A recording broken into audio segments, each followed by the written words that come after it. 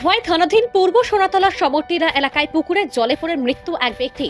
এই ঘটনা হয় খোয়াই থানাধীন পূর্ব সোনাতলার সমরটিরা এলাকায়। এই এলাকায় স্থানীয় লোক দেখে তার পরিবারের সদস্যদের খবর পেয়ে ছুটে আসে।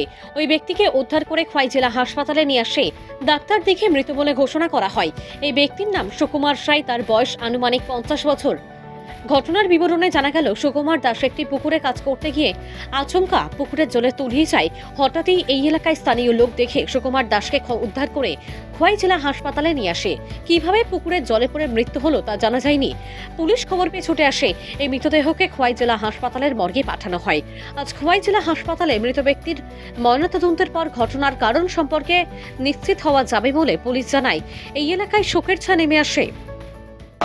গরু স্নান করে ঢুকেছিলেন প্রায় সময় তার একটা নার্ভের রোগ আছে, ওরা মুখ ছিটকাই সেরা জায়গা দম জায়গা যেমন লাগে এই রোগটা মনে হয়েছে খুব সময় পড়ে আছে, খুব সময় জলও কম আছে, আমি গেটে জলও পড়েছে বুঝতে বুঝতে তাই তাড়াতাড়ি তুলিলা ওরা হাসপাতালে গেছে। নাম কি তার? সুকুমার দাস। তাই নিয়ে কি করে? এমনি রাজমিস্ত্রি কাম করে, অনেক কাম করে, সুস্থ। তাই নিয়ে বয়স কত? 49। বাড়ি? সোনাতলা সামরটিলা। হ্যাঁ, সোনাতলা সামরটিলা। তোমার কি হয়? বাবা হয়।